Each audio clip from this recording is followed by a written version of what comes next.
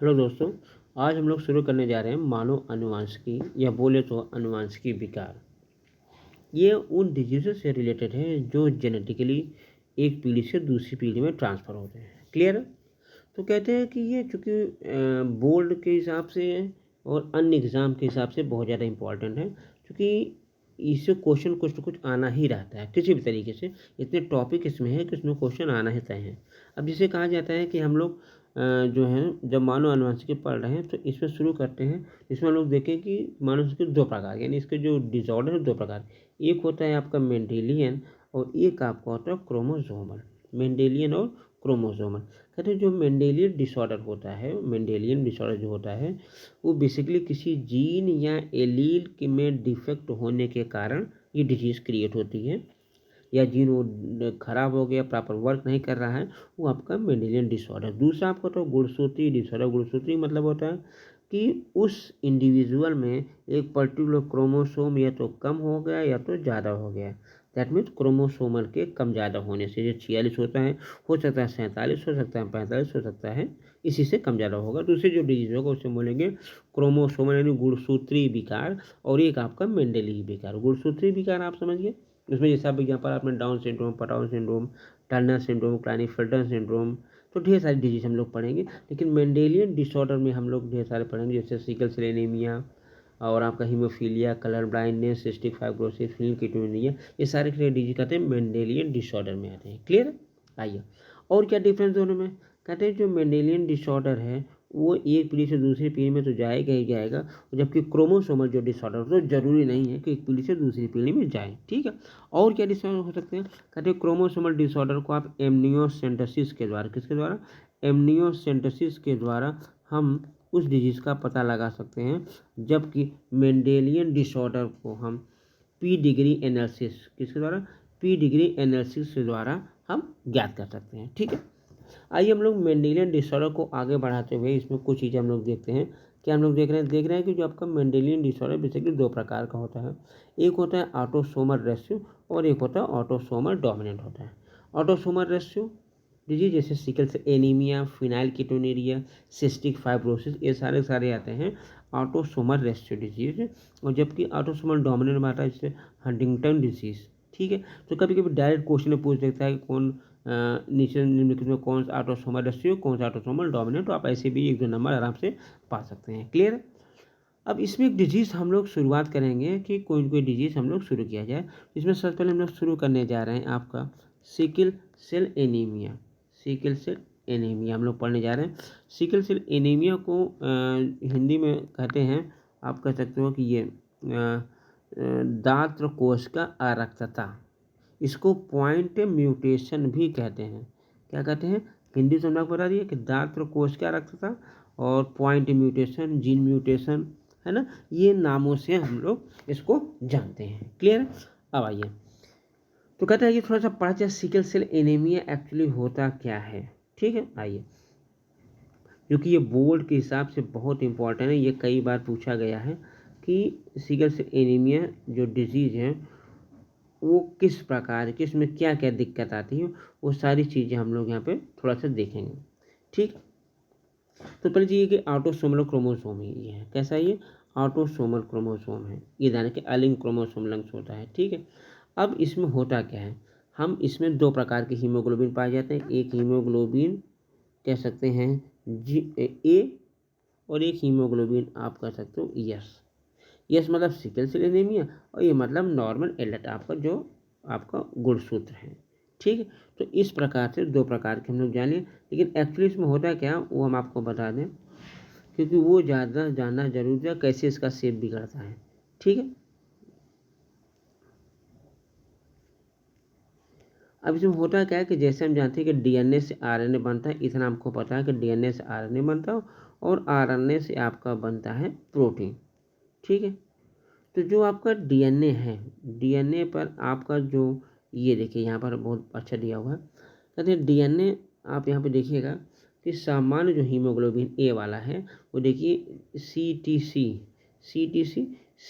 से बना जी, और उस जी यानी एमआरएनए में जो जी आपका क्या कहते हैं कोडॉन है, उससे आपका बना ग्लूटामिक एसिड है। क्या बना? Glutamic acid. ठीक है, अब यहाँ पर ग्लूटामिक देखने इसमें किस प्रकार क्वेश्चन आपको आ सकता है। पहली चीज़, ये जो चेन बनी है बीटा चेन है, ये जो चेन बनी है हीमोग्लोबिन की बीटा चेन यहाँ तक है, और ये डीएनए है और ये आपका आरएनए है। तो डीएनए के क्रम से बना आपका mRNA, mRNA से बना आपका ग्लूटामिक एसिड। किस नंबर पर? 6 नंबर पर बना। लेकिन यहाँ पर जो दांत कोशिका हीमोग्लोबिन, यानी हीमोग्लोबिन कौन वाला है आपका? हीमोग्लोबिन आपका अफेक्टेड वाला हीमोग्लोबिन, आपका सिकल सेल एनीमिया वाला जो डीएनए है, तो वहाँ पे देखिए ये आपको CSC क्रम बना हुआ है। जो CSC क्रम से बना, ये हमारे ना कौन से? GUG। अब GUG बनने के कारण वहाँ पे जो अमीनो एसिड बना वो आपका बना वैलिन। क्या बन गया? वैलिन। यानी सिर्फ एक वर्ड, यानी यहाँ पे देखिए टी के चेंज होने से यहाँ आ गया ए, इसे इसको पॉइंट म्यूटेशन भी कहा जाता है। सिर्फ एक पॉइंट चेंज, टी की जगह आ गया ए, एक कारण क्रम बदल गया या मारने के कोडान का GUG, और GUG बनाता है आपका वैलिन। जैसे ही वैलिन बनता है वैसे इसका जो शेप होता है वो आपका चेंज हो जाता है।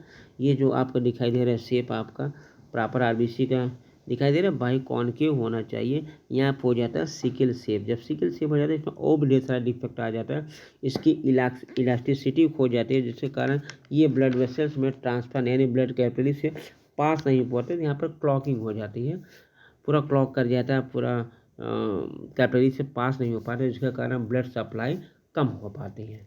ठीक है, तो नॉर्मल तो चल जाता है लेकिन डिफरेंट ऑर्गन को भी डिफेक्ट पड़ती है। ठीक है, अब होता क्या है कि थोड़ा सा इसका हम देखते हैं कि जेनेटिक में क्या रोल है, कैसे इसका हम रोल क्वेश्चन वगैरह किस प्रकार से पूछा जाता है उसको हम थोड़ा सा पढ़ लेते हैं। ठीक है, आइए देखते हैं। कहते हैं कि जैसे हम जानते हैं कि नॉर्मल हीमोग्लोबिन HbA और एब नॉर्मल आपका HbS, ये आपको हो गया। ठीक है, अब कहते हैं कि HbA और HbS दोनों ये सिकल सेल एनीमिया वाला हीमोग्लोबिन है या आपका नॉर्मल हीमोग्लोबिन एडल्ट का है। तो कहते हैं कि इसमें है क्या कि जो नॉर्मल है और सिकल सेल है, तो कहते हैं ये दोनों एक दूसरे पर को डोमिनेंट है। को डोमिनेंट अगर ये दोनों एक साथ हैं तो कहीं ना कहीं दोनों एक साथ अपने लक्षण को प्रदर्शित करेंगे, लेकिन प्रॉपर सिकल सेल एनीमिक वह होगा जिसके दोनों हीमोग्लोबिन यानी आपका HbA नहीं रहेगा S इंटू HbS, जैसे दोनों पाए जाएगा एक साथ HbS तब जाके होगा सिकल सेल एनीमिया। जैसे एक आपको क्रॉस अगर करा के देखिए एक सिंपल, कि जैसे मान लीजिए कोई इंडिविजुअल है आपका HbA और एक इंडिविजुअल आपका है HbS, इसी से क्रॉस करा गया HbA और HbS। ठीक है, अब जब हम क्रॉस कराएंगे तो पहले AS क्रॉस किया तो हमारा बन गया HbA और HbA, ये जो बन गया। अब इसका क्रॉस जब इससे कराएंगे तो हो जाएगा HbA और HbS बन जाएगा। ठीक है, अब आपका जो HbS से क्रॉस होगा, अगर HbS और ये से क्रॉस कराओगे तो यस और ये बन जाएगा। लेकिन जब से यस और यस ये दोनों मिलकर ये प्रोडक्ट बनता है, ये पूरी तरीके से सिकल सेल एनीमिक हो जाते हैं। यानी HbA नॉर्मल, HbS वो कैरियर का काम करता है, यानी रहेगा लेकिन डिजीज को इफेक्ट नहीं पड़ेगा, नॉर्मल जीवन जी सकता है। लेकिन कभी अगर रिस्पिरेटरी सिस्टम यानी सांस की कमी हुई तो उसे दिक्कत हो सकती है। लेकिन HbS जैसे यहाँ पे आया HbS डायरेक्ट आ गया, ये एस मिलकर के एस आ गया। अब ये पूरी तरीके से हीमोग्लोबिन सिकल सेल एनीमिक हो चुका है, यानी ये पूरी तरह से रोग ग्रस्त हो चुका है। ठीक, हाँ, इसका एक एडवांटेज क्या है कि ऐसे लोग जो होते हैं वो मलेरिया जो रोग होते हैं उनके रेजिस्टेंस होते हैं, मलेरिया के रेजिस्टेंस होते हैं। क्यों?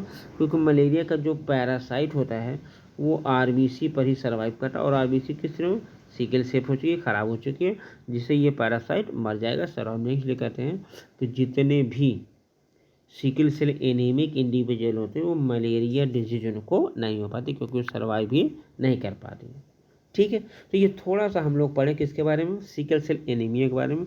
ऐसे पढ़िएगा, समझिएगा। कोई दिक्कत हो तो आप कमेंट कर सकते हैं, मैसेज भेज सकते हैं, व्हाट्सएप ग्रुप से भी जुड़ सकते हैं और अपनी समस्याओं को बता सकते हैं।